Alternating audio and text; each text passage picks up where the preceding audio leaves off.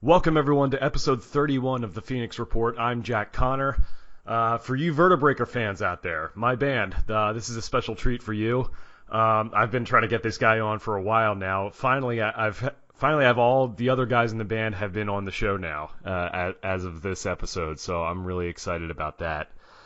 Before I get into what my guest, I should say, before I get into how my guest relates to the band, I should probably give a little bit of a backstory as to how we got to knowing this guy.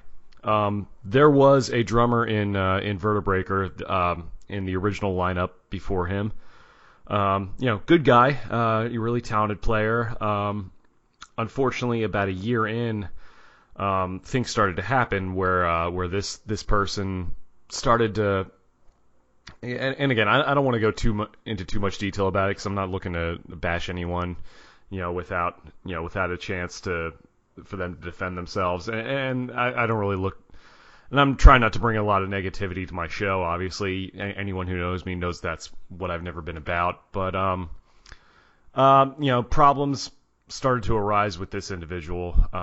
There was a lot of stuff going on behind our backs.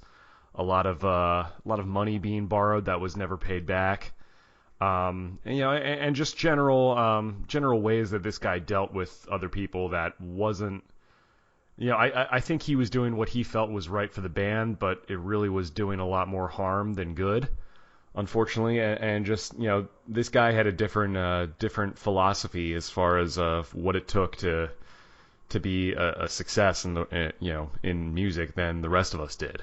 And, for one reason or another, it just, a lot of these things started to pile up, and we decided we had to let him go. It wasn't the most amicable of circumstances. I wish it would have turned out a little bit differently. Anyone who knows me, knows that I've always prided myself in, trying to be a good person to everybody, whether or not, look, bands come and go. And people have different goals and different tastes, and these things happen sometimes. And I've always tried to be as respectful as I can to everybody else, and and for the most part, everyone I've worked with, I've gotten along pretty well with. There have only been a couple occasions, in over 10 years I've been doing this, where I've had major fights with guys who I've been in bands with. So I'm pretty thankful that hasn't been the norm for me, or anyone I've worked with. But it was around the summer of 2014 when this all happened. And anytime a band loses a member, or I should say anytime someone either leaves or is asked to leave, you risk losing a little bit of that original chemistry that brought everyone together. And a lot of the guys, me and the rest of the guys, Rod, Ryan, and Greg were worried about that. Greg wasn't, a part of the original lineup either. He had joined, but we didn't know if finding a new member was going to go as smoothly as it was when Greg joined the band. So we decided to put a few advertisements out there on Craigslist, try to put a few feelers out, ask around, and we had a couple guys respond. And when Jarrett came into the picture, I forget whether it was me who contacted him or him who contacted me, but he and I talked on the phone originally, and he had kind of told me his story. He was born in Michigan, then later grew up in Wake Forest, North Carolina. He had moved down to Florida a year before. He and his brother had to live closer to his dad. And he had played in bands in North Carolina, and namely a band called The Gray Area. He was with those guys for a little bit, and I'm sure he'll go into greater detail on that. But he was relatively new in town, had only been in Florida about a year. Didn't really know anybody, but was looking to play. And he had played a few different instruments, like he played guitar, but he was mainly a drummer. And so we got to talking. We talked about a lot of different bands that we were into, different types of sounds, and he sounded like a good guy, and so we decided to hold auditions. I think we had about maybe 4 or 5 guys, including Jarrett, who came in and we played drums with. But it was one of those things when we had the auditions, we had tried to tell people that, look, here are some of the songs we recorded. Go ahead and learn them as best as you can. They don't have to be perfect. And then another strategy, we're like, well, we'll throw some new stuff at you, see how you do with that. And just from the first song we did, which I think was In the Name, Jarrett had come in, and he didn't play exactly the way Steve did. But, from the first couple bars of us playing the song, I had gotten to see how he had played and the kind of feel he had brought and the technique and, just the whole vibe. And we actually have it on video the first time we jammed together. I'll have to see if Greg can pull that up one of these days. But it was just one of those things where when the chemistry is right, when things are working and the skill is there and the chemistry is on point, then sometimes you just know. And for me, that's what I felt as soon as Jarrett started playing. I just, in the back of my mind, I knew, like, yeah, this is the guy. I'm pretty sure this is the guy. And we had jammed with him a little bit more. And and not to say that the other guys who came in weren't good, but we had talked amongst ourselves after that, and we decided to have him back, and we jammed one more time with him. And then I think it was like right after that where we just kind of offered him the gig. and it's pretty cool that a lot of bands go through different members, and that happens. A lot of bands don't necessarily keep the same guys they started with. But I'm proud to say that we've had the same 5 guys in Vertebreaker for over 2 years now. And that's not too bad. I'm pretty proud of that. And really, ever since Jarrett has joined the band, we've been, the success we've had locally, especially in Melbourne and Brevard, has been better than it was before, up until that point. And I don't think that's an accident. I think people notice how much fun we have together, and I think people notice the chemistry that's there. And I remember you could even go back to episode 5 of this podcast when I started it, and the when I was talking to Dave Marfitt, and he was like, "Yeah, man, it's like I really love that young drummer you found. Where did you find him?" Well, we're gonna tell his story. So I'm really glad that I finally have this guy on the show. So please welcome to the Phoenix Report from Vertebreaker, Jarrett Lange. Thank you, Jack. Great intro. Thanks, man. Nice to be on here. Thanks, man. Well, I mean, it's been a long time coming. Yeah, well, I mean, it's been a long time coming. I've had all the other guys in the band on here, and certainly you're last but not least. It's one of those things. I tried to spread it out, not to have like all 5 guys back to back on the same episode, but I think that the timing of this worked out pretty well. Yeah. And I'm just glad we were finally able to make it happen. That's been a long time coming.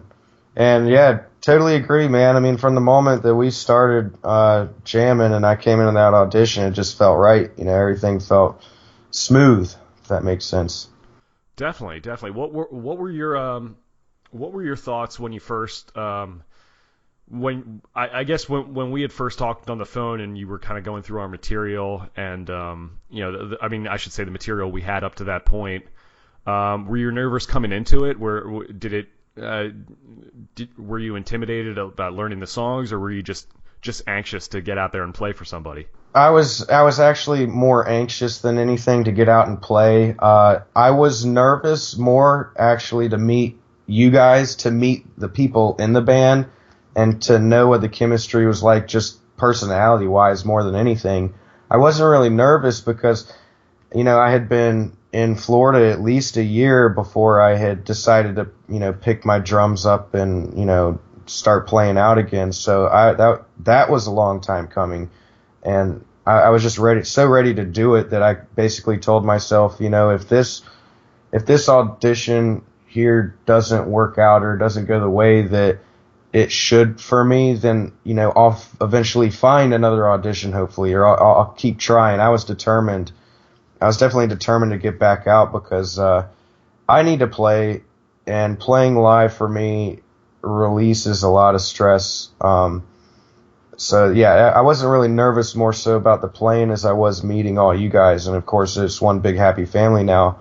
However, I know you had commented a couple times about how you liked how I changed the songs a little bit in certain parts, and I think that's because I told myself I'm not going to go totally crazy learning these songs the exact same way they are, because that's not how I play, and I just, I learn them the way that they're meant to be played, obviously the timing and the things that need to be there, but with my own spin on it, because I figure, if I'm not going to show myself, I'm just going to be the 4 on the floor guy, then there's really no point in that. But it turned out great, Right. No, I mean, I know sometimes some guys get hung up on that sort of thing, how they want the songs to be played exactly the same. And, not that there's anything wrong with that, but I mean, we weren't necessarily looking for that from you.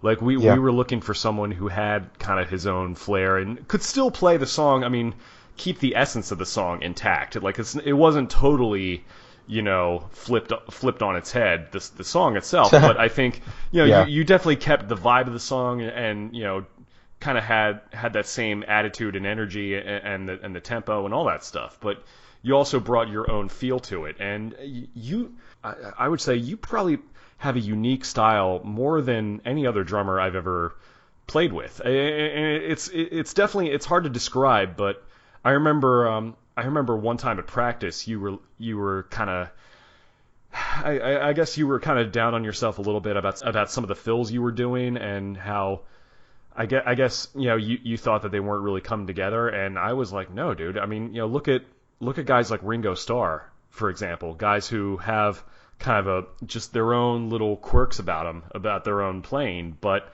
it works, and that's what I think you have. Yeah, and I remember that, and for those of you that don't know me personally, I can tend to be hard on myself like a lot of musicians. So, and you always, no matter how good you are, you always say I could be better, or, I'm not as good as this person. And it's, first of all, you can't compare yourself to anybody, because, to become Mike Portnoy or Neil Peart is just, you can't expect that out of yourself, especially, in the short-term goal.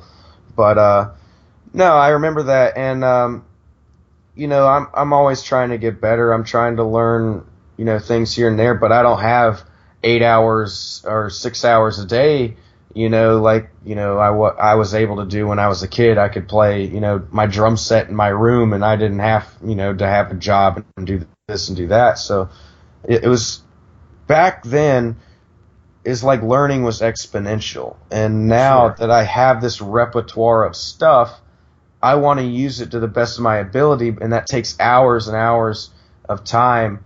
And that's hard when you don't necessarily have that time anymore. You have a lot of time to, feed yourself. Let's put it that way. Exactly. No, you got to pay your bills and make a living and all that. So, that's just part of being an adult. But yeah, no, I definitely see what you're saying, and to your point earlier about the personalities, just that's one of the nerve-wracking things about auditioning, and that it's on both sides, about the person auditioning for the gig and the people in the band looking for new people, because it's like dating, you never know what you're gonna get, and you don't know how it's gonna be. It's like, well, all right, well, if we hit it off with this person right away, is it going to last? Because it's like, this person might be a great player, or this might be a great band, but, if they're not, like, if we don't get along personally, then it's going to be a really tough thing to do. Yeah. But I think we clicked right away, and I think, and certainly I think Ryan has always been sort of similar to you, in that he has more of a quiet personality, and maybe not always as confident, but definitely like him, I think you've grown more confident since joining the band, and so I think it's worked out pretty well for everybody. Oh yeah, Ryan and I are a lot alike, and we tend to be hard on ourselves. But what's really funny to me is we have the most confidence out of anybody once we're on stage, and we know that we're in that zone. We've been there a million times, and it's what we love to do. And, I got all the confidence in the world once I'm up there and I'm not thinking about anything. But what's really funny about playing live is listening to the other bands you're playing with.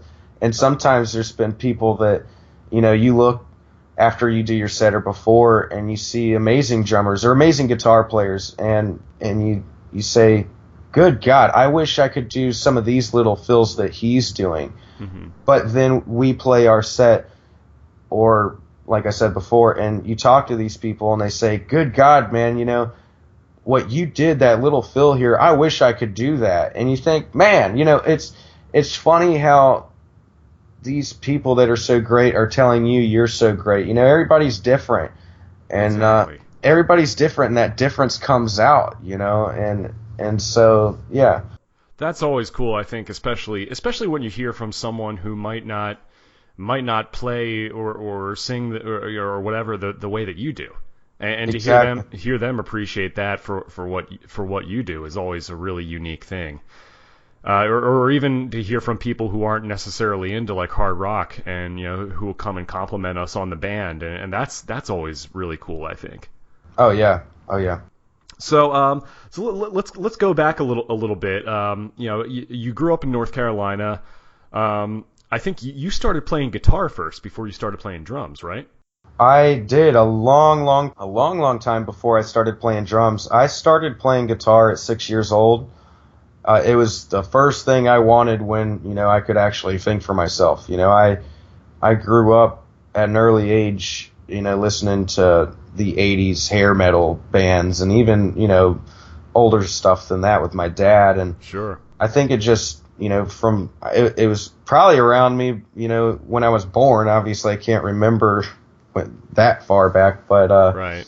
I wanted a guitar for Christmas when I was 6 years old, and they finally gave me a guitar, and I could not let that thing go. It was like something special to me. And so yeah, I've been playing guitar a lot longer and than I have drums. I remember I started a band in either like 8th grade going into high school, somewhere around that time, with one of my buddies, Cameron Martin, and a drummer that he knew from across the neighborhood, Jamie, and we would jam together every week and have practice. And I would tell Jamie, I'd say, man, that looks like so much fun. Do you mind if I just like play your drum set for a second and see if I can play something?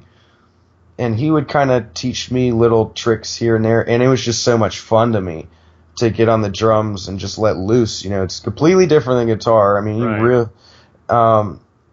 Completely different, but I just remember having so much fun, and I picked it up so fast, and maybe dealing with those tempos and all those other things I learned from guitar, it just came so easy, and I learned it just so exponentially. The first year, 2 years was just unreal. I mean, it was so fast, how fast that I had learned to, pick up these grooves. So it was just a natural thing. But I started playing drums, 16, 17 years old, 10 years later than when I had started playing guitar. That's pretty cool. It's funny how you discover these things, especially when you're a kid. And obviously there was something about playing the drums that must have attracted you, especially being able to let loose in a slightly different way. It's always the cool thing about drums that even though you're not necessarily up on the front of the stage, in a lot of ways you're really driving the ship. You're really keeping everything together, and it's a really cool thing, and I think people respond to that. Yeah, I like to say, you're the guide of the band. You're guiding the band. Exactly. You don't necessarily stand out in the front, and you don't have the attention, and I like that. I mean, I can tend sometimes to be a quiet guy, and I like having my little space back there and being able to guide the band. And if you don't get all the credit or all the greatest pictures in the world, then that's totally fine with me. But God, I had a point and I forgot what it was. No, that's fine. But I mean, you also look at look at guys like you mentioned, Neil Peart and Mike Portnoy, and even guys like Tommy Lee, who are such showmen, from behind the kit. And I think you've gotten people look at you and they might not even be able to hear the music, but you'll be like twirling sticks and doing all this other stuff, jumping out of your seat. It's great. I mean, you look like you're having a lot of fun back there. Oh, like I said, I love it back there. I have all the confidence in the world. Anybody that knows me as a drummer knows I am the loudest drummer. I just love like I said, I can unleash, stress on the drums like I can't on guitar. I'm not the guy that's gonna smash my guitar all over the stage, but I don't mind beating my drums. I'll beat the hell out of those drums. Exactly, man. And so you were like around 10 when you started playing your buddy's drums, or? No, I was around 16, about 16, 17 years old, kind of going into high school, maybe even like 8th grade, grade school. Gotcha. And I mean, obviously you played guitar since you were younger, but I guess maybe just that whole thing, you just, was that the point where you're just like, you know what, I think this is the instrument I really want to go after? Yeah, it was, I don't know, it's just tough to say. I love playing guitar. In my downtime, obviously, it's a lot easier to pick up an acoustic guitar or a guitar and just kind of sit in bed than it is for me to sit down and practice drums. But I was just so attracted to being able to use my body to make these sounds, being able to have these, showy stick twirls, being able to just beat those things. It's definitely more of a body thing. You're using your whole body. You're worn out when you're done. It's an exercise, it releases a lot for me, as opposed to guitar where, you have to be perfect on everything, and I guess that's more so what attracted me to the drums was the exercise and just the raw physical stress relief, if that makes sense. No, absolutely. No, I absolutely, see what you're saying. It's just there's so much power behind it. I think that's exactly. It's a very attractive thing, and it can make all the difference in the world in a band. If you have a good drummer or someone who's not quite there, it definitely makes a big difference. So you're in about grade school, high school. Did you have any other bands that you were in before the Gray Area? Yes and no. I would jam with people from, high school, and I played in the jazz band in high school. I was the guitar player. What's funny is they would put sheets of music in front of me in high school, and they would say, all right, learn this song, and read this song, and I basically acted like I could read it. I would go up there, and I would let basically everybody else play the first second or first measure of what we were playing, and then I would start to figure out what I was going to do after that. I would just listen by ear and be able to segue, whatever I was playing on guitar in the jazz band. And eventually that's when it kind of switched right in that area to when it wasn't really for me. I went, and wanted to jam rock music. Yeah. Playing jazz guitar is no joke though. They learned some pretty unique chords and all kinds of stuff there. Oh yeah, I was in above my head a little bit. Another reason why I learned, by ear and put my own twist to it. Sure. But the Gray Area came substantially later, I would say. Maybe I know I joined the Gray Area when I was about 18, turning into 19. I had gotten back from college. I realized college wasn't for me at the time.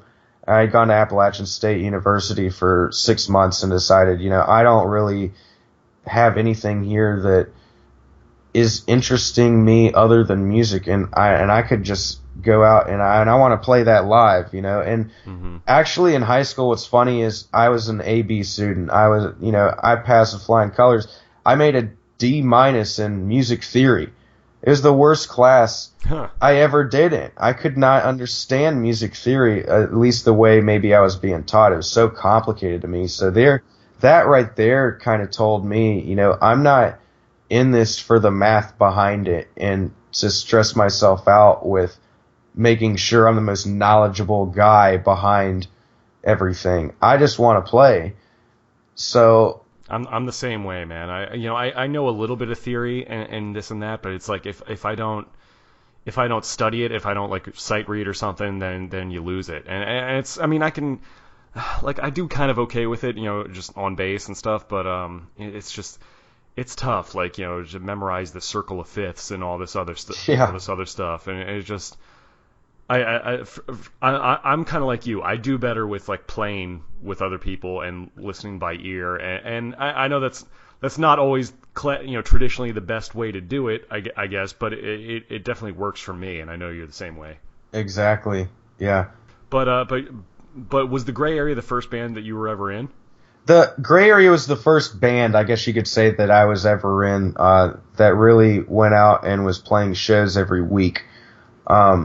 We started right from the beginning playing all the time. Again, at this point, I don't remember I didn't even have a job after I came back from college. I had joined the Gray Area so fast, and we were making our money through gigging all the time. We would play 5 gigs a week. I don't know how we were able to pull that off. Were you guys doing covers or originals, or? We were doing both. We were more of a 90s style band. Right.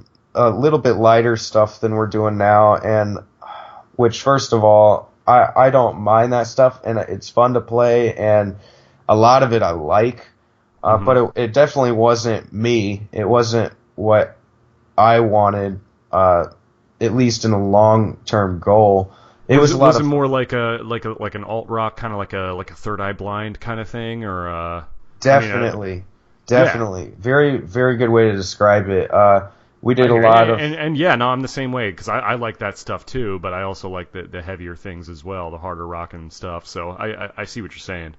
But yeah, we did a lot of the 90s style, like you said, Third Eye Blind, we would cover stuff like that, and, just the 90s covers, basically you hear a lot of these bands play at the bars, that's what we were doing. But most of our stuff was original, and we'd go out and we'd just make a set list like we're doing now and play our stuff. But the problem with the band was that none of us, besides me and the bass player at the time, seemed to get along.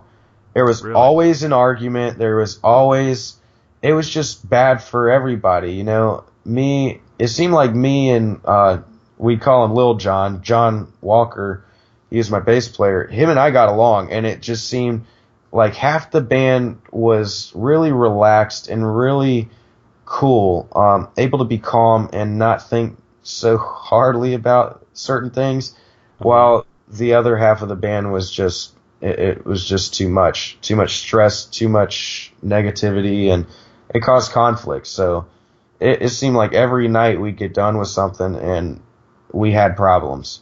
Did you get a sense of that when you first joined up with those guys? No, at first, well, I guess you could say that. Maybe I should have been more, like you said, I hadn't been in that many bands before the Gray Area. Gray Area was really the first band that I had been in like that. And so maybe I should have known, because I remember going to the audition, and it didn't feel right from the get-go. It felt kind of like, I didn't feel like I did when I started with Vertebreaker, where we were more like family, like it felt like a friendship. When I got there, it was more of a dark feeling, so maybe I should have known. But, yeah, I don't want to go into too much detail about why or how or which people, because, there's always two sides to every story. Sure. And, but it was too much conflict. It was a lot of being worn out just from not being able to talk, not being able to just hang out and talk and be friends, I hear you, and it's that's so many bands go through that sort of thing. I mean, anytime you get a group of creative people together, you're going to have people who have their own visions. You're going to have different egos and personalities clashing with each other, and it's just it's just not everyone's mature enough to deal with that sort of thing, and I don't think that's any bad reflection on you. I mean, because I've certainly been in those situations as well. So it's Yeah. It's one of those things you kind of go with it, and it seems like you guys were doing okay for a little bit there. I mean, playing 5 days a week and making money, that's pretty solid. Yeah. Oh yeah. We it was a lot better when it first started. Let's put it that way. You're everything's new. You're trying to put on your face, and you're trying to be nice to everybody. And so for the first couple months, yeah, everything seemed to be smooth, and it was a lot of fun. But it just turned, like I said, I guess it turned into conflict, more arguing and bickering. And not to say that the guys of the gray area weren't great guys. That Johnny and Mark were cool guys too. It just Mark and Johnny didn't get along, and of course me and Mark didn't get along. It was a really weird twist how once the act comes off and you guys have been together now for months and you're playing that often together, not to say every week was 5 shows a week, but we were playing multiple shows a week every week. But when you're around those people that much and little things just don't click right, I mean, it really comes out. I mean, there were times where we're just trying to go to bed in a hotel and cops were called, or this would happen, or somebody screaming at somebody else, and I don't, it makes it not fun anymore. It's not about the music anymore. It's this, it's drama and bickering. Yeah, I mean, I see what you're saying. I mean, you could be around the most talented musicians in the world, but yeah, if people aren't going to be able if people can't get along, it's like you don't want to work with somebody like that. You certainly don't want to be in a tour bus with them. Yeah, not worth it. Yeah, so I totally see where you're coming from. How long were you with those guys for? I was with the gray area. Now, don't mark my words, but I want to say I was with the gray area for around a year and a half. Okay. A year going on a year and a half, and that's when things had split apart. I know, and see, I don't want to say something that could be wrong, but supposedly there were offers coming to us at the end of that year or year and a half, and there was big things that were supposed to happen that I had heard of, and I wasn't there, and things were getting done behind my back and other people's backs, to where it seemed like certain members of the band wanted to be greedy with financials and stuff like that. And so once these offers happen and the true colors of people in the band come out, it causes a lot of conflict there, and it's really kind of like a big just sinkhole right there. I mean, it was real quick. The band was kind of split, just did our own thing, and yeah, so I know exactly what you're talking about. When you have certain guys in the band who feel like they need to make decisions for everyone else. I remember you told me that was an issue you went through, and it's always tough to walk that line because every group dynamic is different. Yeah. Like, I mean, even in our band, I think some guys do some things better than others, or some guys take charge on other things, more than other people do, and I think we all do a pretty good job of communicating with each other and letting people know what we're doing and why we're doing what we're doing, and hopefully, and not that any one person has more influence over the other, but everyone kind of plays different roles within the band. Yeah, very well put. Very well put. Just like you said, it's like having a girlfriend. Communication. Right. I mean, any kind of relationship, you need good communication. Whether it's a friendship, relationship, business partnership, whatever. So it's I mean, that's a big part of it. So you were with those guys for about a year and a half. You moved down to Florida around 2013. Let's see, it would have been around 2013, October 2013. Has it been that long? Good God, it doesn't seem like it. Yeah, well, I mean, because when we first met, it was September of 2014, so it was almost a year out, maybe a little bit less than that. Yeah. When you had moved to the area, Actually, yeah, October 4th, I believe, 2013 is the day that I left North Carolina to come down here. Gotcha. I know you and your brother Jason had moved down here to kind of be closer to your dad, and you guys ended up settling in, Sebastian, just as kind of like, which is like right below Palm Bay. Yeah. Yes and no. Jason, my brother, he moved down here actually almost exactly a year before I did. Him and my dad they had moved out of our house that we were living in. We all four, obviously, as a family, we lived together. Mom, dad, my brother, and I had lived in Wake Forest, North Carolina, and ended up my dad and my brother had moved out to Wilmington together. Jason wanted to work on boats and wanted to. He's a fiberglass painter guy, so they moved to Wilmington, and then that turned to Florida. Florida was the place to be for his business, and sure. I kind of sat in North Carolina for a year and had worked and been doing my thing there before I decided, Florida's where I need to be. I need to get out of here, and I've been here for so long, I need to change the pace, and I want to try a new scene, Sure, and then, certainly when you came down and you had been there for, around a year or so, and that's when you got together with me and the band, and, yeah, it's kind of the rest is history, as they say. So, but yeah, no, I mean, things have been going pretty well. I mean, you and your brother live together now. You're working, you're with the band, and we've been doing a lot of stuff since then. We've been gigging out, everywhere you can imagine. It's been a journey. Definitely, and we've gone up to Georgia and played a few shows there. We're working on our record now, which is really good. That's coming together really well. What is your experience been being in the band so far? So it's been 2 years. What have been some of the highlights for you? Oh, it's been great. First of all, recording this album has been one of the highlights for me. That's definitely something that I've always wanted to do. I've always wanted to, have the opportunity to play and to be able to hand, a hard copy of something of me on an album and with people I get along with, obviously, to show them, what I can do. I mean, it's hard when you're playing and you can't. So where's your CD? And you can't hand anything out. That's a tough thing, first of all. But recording the album has been one of the highlights for me. God, we have so much fun. Anytime there's Maryland fried chicken, I have fun.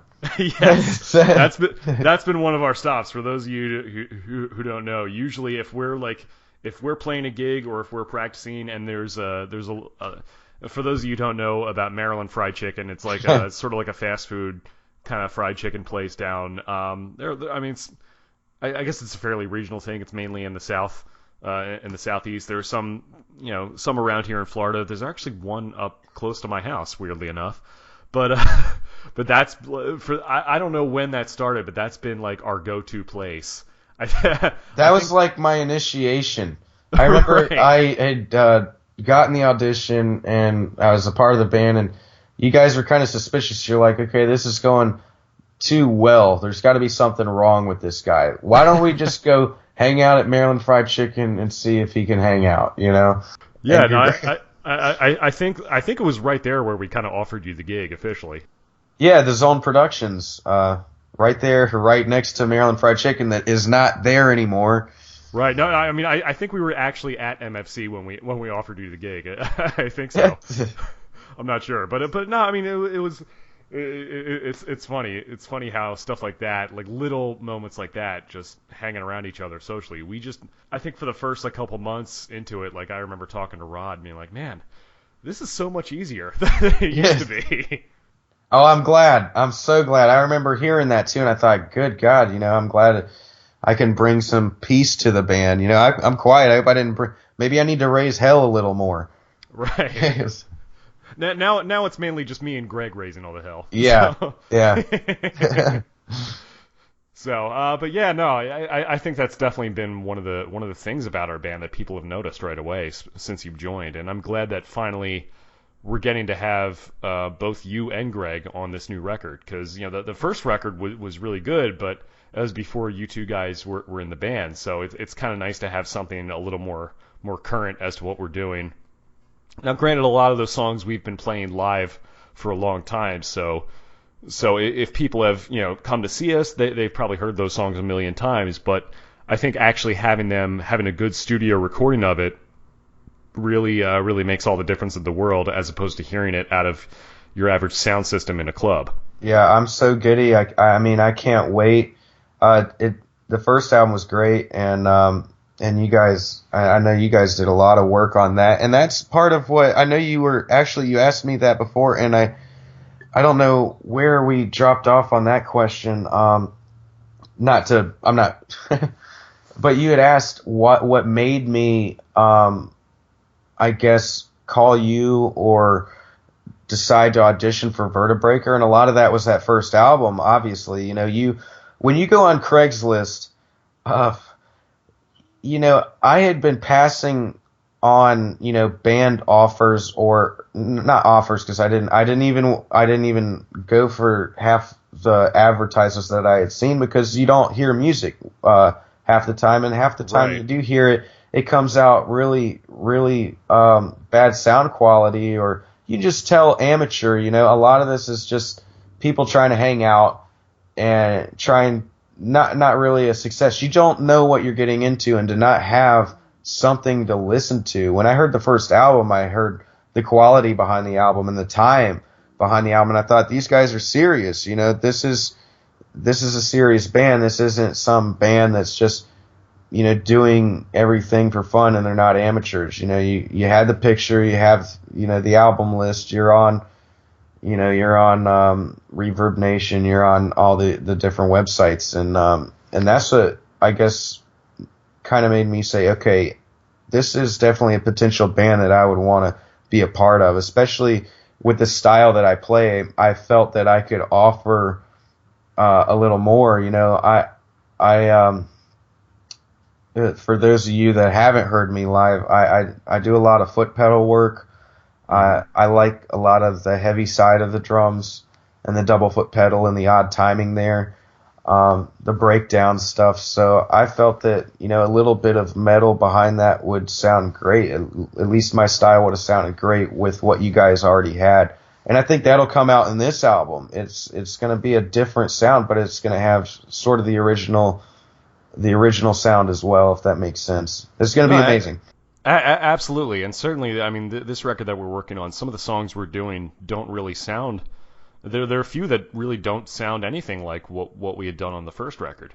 The one we did with Brett. So, and so I'm excited to show that to people who haven't seen us before or whatever, and be like, hey, we can do this stuff too. And even to your point, I remember. I don't remember if you had sent me some demos that you had done with the Gray Area or not, but I remember you describing, how you would play and what the band sounded like. That, ironically enough, that kind of attracted me to you as well, because I'm like, okay, well, this guy has the chops to do something that's a little more versatile. He's not just in one particular box. Yes, so that means yeah. like, okay, there's a little versatility there. This guy's got some chops. And then, you and me talking on the phone, we would talk about like 80s like glam metal and stuff like that. And I know you and I both have a fondness for that era. And not that we're stuck in that era by any means, but we certainly we both enjoy that, and certainly Greg grew up on that as well. And so that's a part of it. I remember that conversation, and that it's funny, that I'm a younger guy. I'm 27, and and the 80s glam metal, I swear, there's nothing like it. You and I totally are so much alike in that sense. We love the same bands, Cinderella and Motley Crue and all those guys. I mean, that was such great music, and it was such a great show, and it was power. And I always tell you and Greg this. To me, those bands back in the 80s are just as heavy as the bands nowadays. It's not taken that way by the younger generation. It's taken as cheesy. It's becoming oldies now. Hearing people call them classics, and and I am, sort of that younger generation, but I grew up on it, and I grew up on that being just so cool. I remember seeing, Nikki Sixx, and I'd watch Metal Mania, and I thought that was the coolest thing in the world, the leather pants and the long hair and and all that stuff. So. Well, yeah, I mean, it's like similar to me, and I'm a little bit older, but like I'm 32 now, and I was still really young when that was going on. So, but when I came of age, I also grew up a lot, during the 90s and everything, and I still liked a lot of stuff from that era as well. Like I liked a lot of the grunge bands as well, but I remember when I first like went back and listened to like Van Halen and stuff like that, and I was like, wow, this is a completely different kind of thing than what kids my age are listening to. Yeah, I like it. Yeah, and I think and I think there are certain and I don't want people to think of our band like we're trying to do a retro thing or we're trying to bring back old fads or anything, but I think there are certain things about rock music that are timeless. I think when it comes to the quality of vocals, when it comes to having that attitude, when it comes to musicianship and putting on a show, the great thing about rock music is that it's so diverse and there are so many different types of it.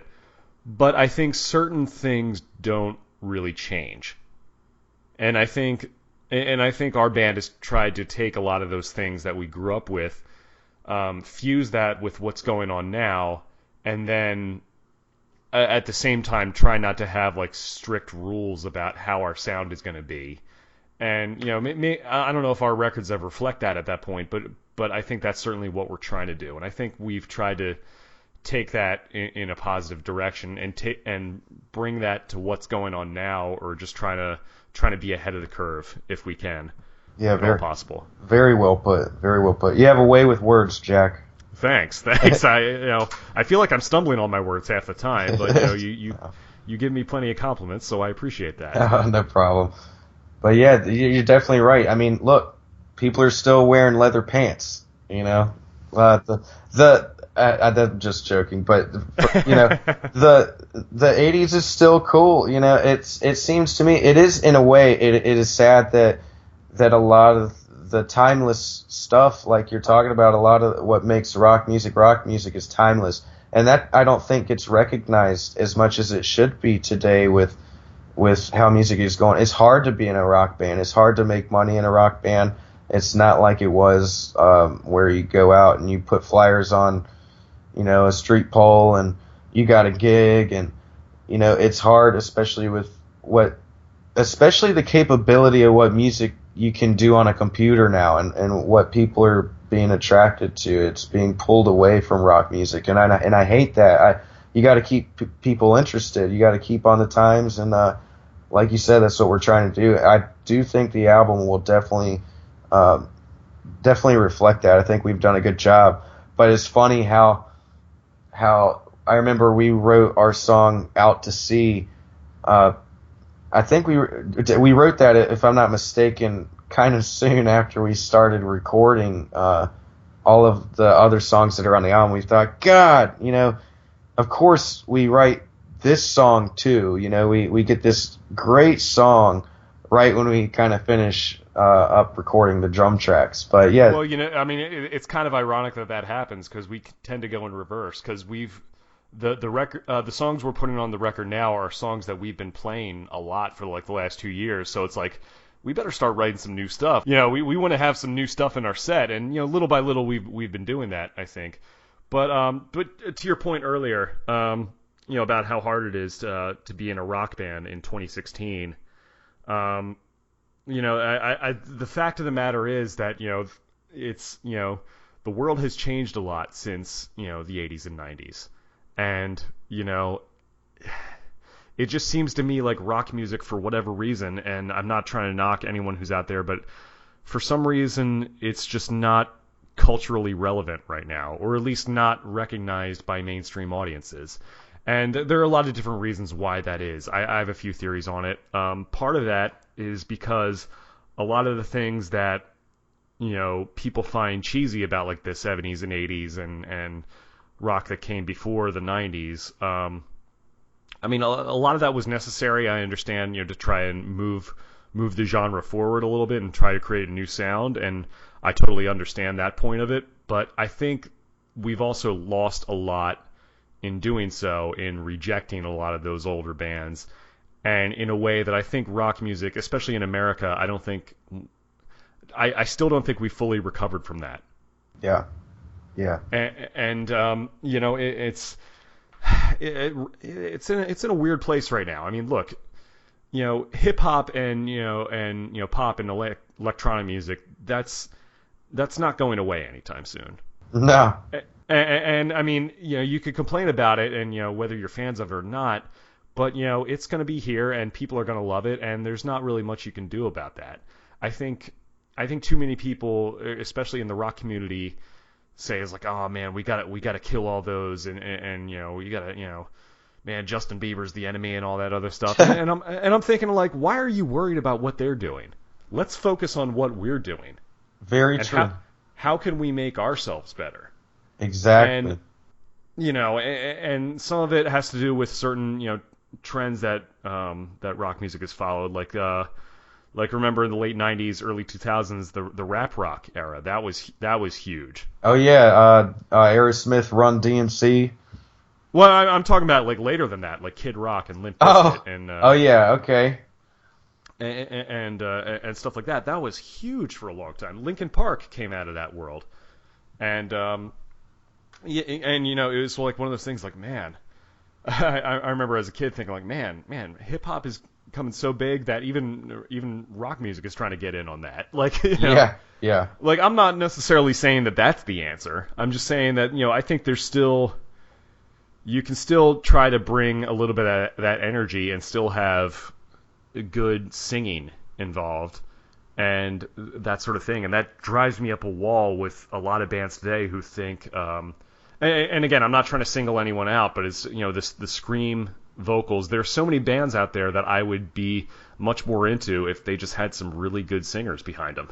Oh, I agree completely. And that's a taste thing. I have it everybody's different, and again, sure. Like rap music, I would listen to rap music. There's a lot of rap music out there that I listen to. Sure. My brother is absolutely crazy about it. On the other hand, I know, one of my friends, he listens to the hardest metal there is. If I show him a song that might be musically one of the heaviest songs there is, but somebody sings in it, that's not heavy enough. That's not. It just immediately shuts it down because it's not. It's corny. It's corny because the guy's singing. It's not screaming. Yeah, I don't get that point of view at all. That's so weird. But I was even on Facebook this morning.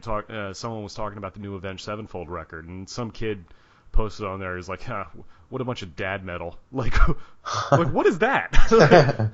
I think someone referred to us as that one, as like dad rock, not like us directly, but it was like, I'm sorry, what is dad rock? That's funny. I know Greg has a kid, and I know Rod has kids. Jeez. But it's like, yes, I don't know. Just I guess maybe that's a generational thing. I don't know. But like I said earlier, there are some things that I don't think, some things are timeless, and I think.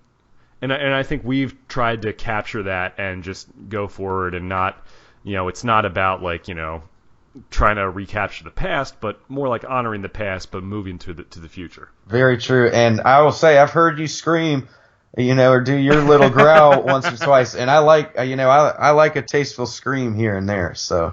Right. No, I mean, occasionally, like live, I'll do something to try and get the crowd into it or something like that. But or it's just releasing energy. I mean, it's a rock show. Stuff like that's going to happen. But yeah. I mean, you know me. I'm a singer for sure. But speaking of that, I've heard you sing a little bit, and I've heard you write some stuff on guitar. Do you think that you'll ever maybe record some, or write and record some stuff on your own? I am actually, that's the next step for me musically. That is a big thing to me. I have some beautiful songs. I do have a lot of confidence about that. I write acoustically a lot, and like I said, I've been playing guitar since I was 6 years old. It's crazy to say I've been playing guitar for 20 years. Yeah. I am, I am good at guitar, and I love to play, and I love to play in my downtime, and I write a lot, and yes, I have words, and I love to sing. So I have another side of me musically that I like to do that relaxes me, and I feel that, I'd be depriving people if I weren't to get those songs out. I hear it all the time. Maybe I need more confidence. I hear it all the time when I play these songs for people. God, that's a lot of intricate work on the guitar that people aren't necessarily using today that are doing their acoustic songs, and they're making money for it. But that kind of goes back to making money with music. Yes, I want to be successful in music, and I would love to make money for it, but I'm not going to be the guy to go on a computer and make beats and have somebody come in and write, words over top of that. And I'm not somebody that's going to sacrifice the music that I like for the money that there is. I will try to change that and try to, like we were talking about earlier, work with what I know and what the generation looks for. But yeah, I think I want to record my own acoustic album. However, financially, it's hard to do that. I want to be set up at home. I don't want to necessarily have to go into a studio like we're doing and have everything, already set in my mind. I want to be able to work with it longer. I want to be able to maybe be able to sit at home and have however much downtime I need to write these things the way I think they deserve, because, man, I can go on about that for a long time, but a lot of people say to me, you need to let the, I guess, quote unquote, ego go and just play your songs on YouTube like Justin Bieber did, or how all these people do that. They go on YouTube and they play their songs on an acoustic guitar, and half the time that you go on your phone or you go on somewhere on your laptop or your computer and you just play a song through a camera, it comes out sounding half as good as it should. And I'm all for the music, and I know my songs that I have written could be great, and I want people to hear it great. I want them to hear it for the first time great. Sure. So recording that the way it needs to be recorded is important to me, and I know it's going to be a long process, especially with, the job that I have. I'm not a rocket scientist. I don't make $1 million a year. So having my in-home studio is a hard thing for me. That's where I'm at, Jack. I'm kind of challenged right there right now, but it's definitely a goal of mine soon, within this next year, to somehow be able to record, my acoustic stuff that I'm working on the way it should be recorded. Definitely, and I see what you're saying, because I know I've actually done that before in the past, where I've like recorded videos of myself and put it on YouTube. They're probably still out there, but and sometimes it would be songs I write, sometimes it would be cover songs, but I see what you mean, and it's definitely not easy to do.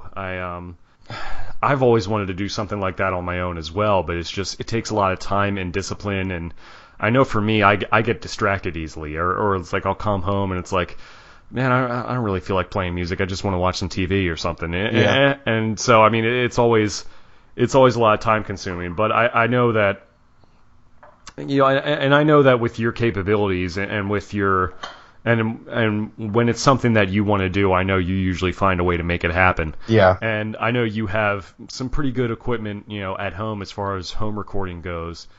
And I remember you would even telling me that you had also thought about maybe pursuing a career as an engineer or a producer. I would love to do that.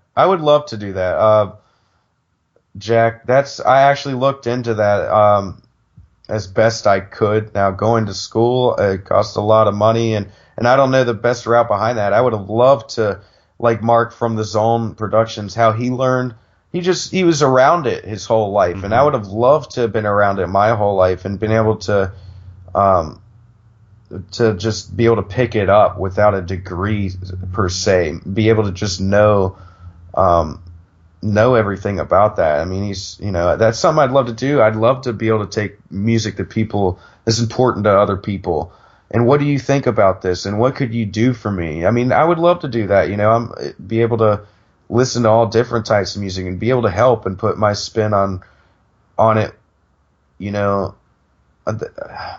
It's definitely an interest of mine. It's something I want to pursue. Absolutely, and I think that's a really cool thing to go after, and it's a good, definitely a good goal to have, and I think you'll definitely make it happen one of these days. So I mean, I'm sure it's going to happen, when you're ready for it to happen. So it sounds like you got a lot of good stuff going on for right now, and obviously you're playing with us. We have our record coming out, and we're just out still plugging away, still trying to get more people to come and see us. And I think we're all in a good place right now. Oh, we are. It's perfect right now. I love gigging out with you guys. Definitely. Is there any are there any other things that you want to before we wrap up here? Any other things that you want to kind of plug or maybe kind of share or I mean, because I know you're on Facebook as well, but mainly you can find us at vertebreaker.net. I'm sure there's a lot that I could talk about, a lot that I'd want to talk about on the fly. I guarantee you, Jack, we'll probably hang up and I'll go, God, I would have loved to have talked about this. Yeah.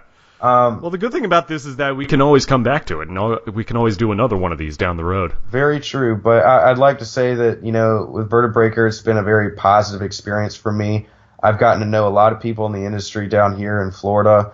And just getting to have met and known these people and be friends with these people has been a great experience.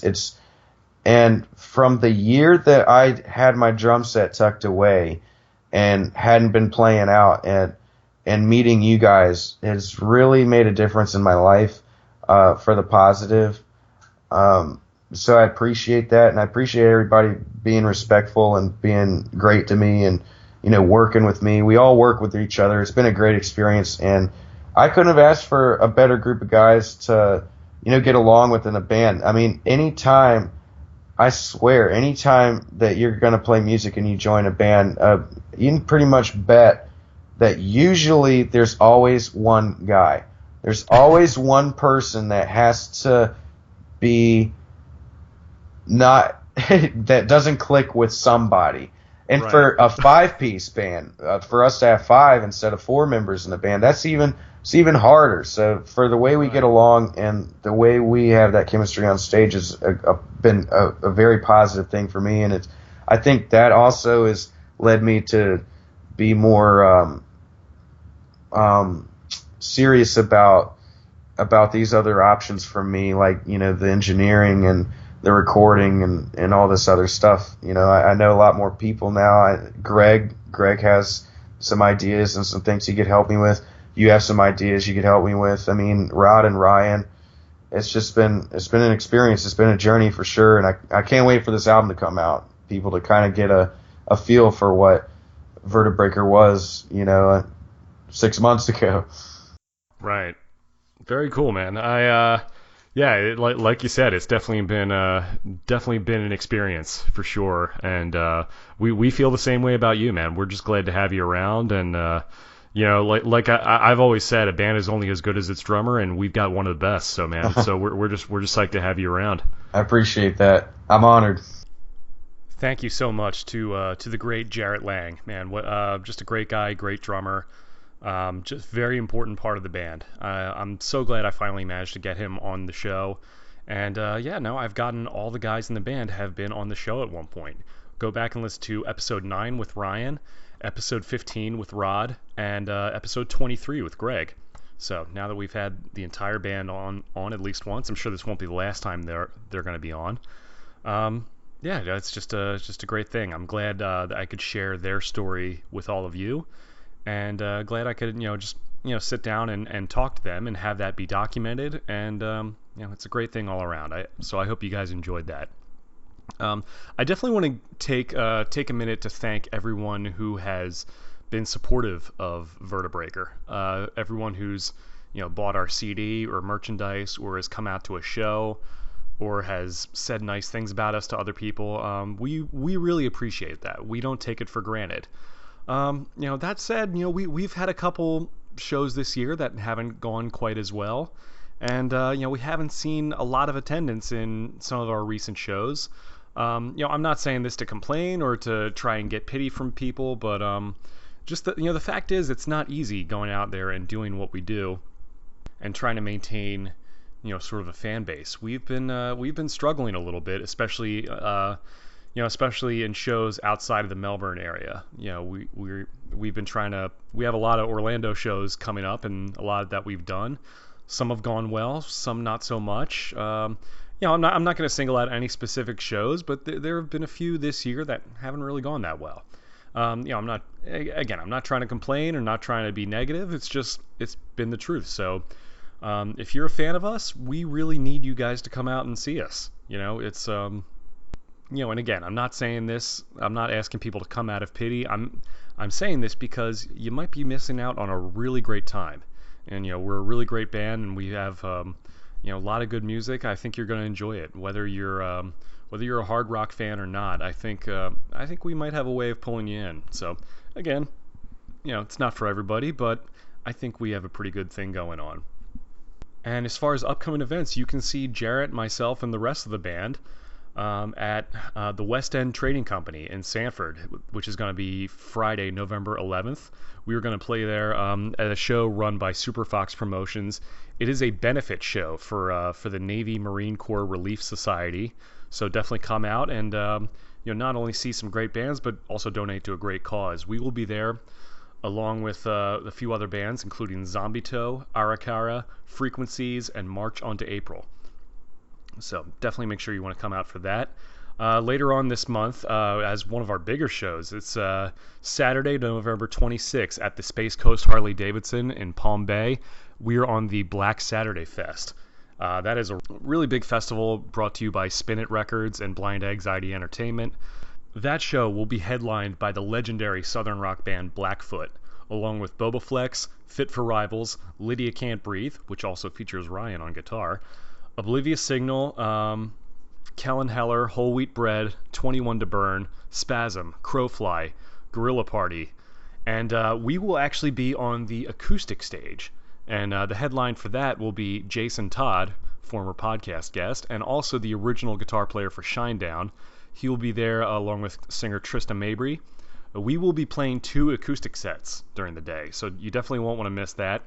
Also on the acoustic stage will be our good friend Dominic St. Charles of the band Earn, along with local supergroup Helios, and Alexander Warner will be there as well. Again, Saturday, November 26th. Definitely make sure you contact us about getting some tickets in advance. You will not want to miss this show. It's a really, really big thing. We have VIP packages available. It's definitely going to be a big deal, so don't miss it. Space Coast Harley Davidson in Palm Bay. And then finally, our last show of the year will be on Friday, December 16th at the Haven Lounge in Winter Park, which is right outside of Orlando. That show is brought to you by Madam Suicide Promotions, and it is the Black Christmas show. And we will be there along with Armada, Inner Demons, Axiom, and No Self. Definitely make sure you mark your calendars for all these dates. Definitely keep posted on all the upcoming events. They change all the time. Vertebreaker.net is our website. And as always, make sure you follow me on Twitter at JackXConnor. Like me on Facebook at facebook.com/JackConnorMusic. Again, check out the band, Vertebreaker.net. That'll have a link to all our social media. And as always, if you have any questions, comments, or suggestions, make sure you email me at jackconnorpodcast@gmail.com or tweet me with the hashtag Phoenix Report. If you're listening to this on YouTube or iTunes, make sure you subscribe, leave a comment, go back and listen to all the other episodes. We have some really good ones. And again, this show is only going to get better with your input, Otherwise, I'm just talking to myself. So definitely let me know if you're listening out there. Let your voices be heard. Anything you want me to do different, any special requests you have for me, let me know. I'd be interested in answering any of your questions, taking any suggestions. Again, this is an interactive experience, and I want to make sure it stays that way. Thank you guys so much for listening, though. This has been the Phoenix Report. I'm Jack Connor, and I will see you guys later.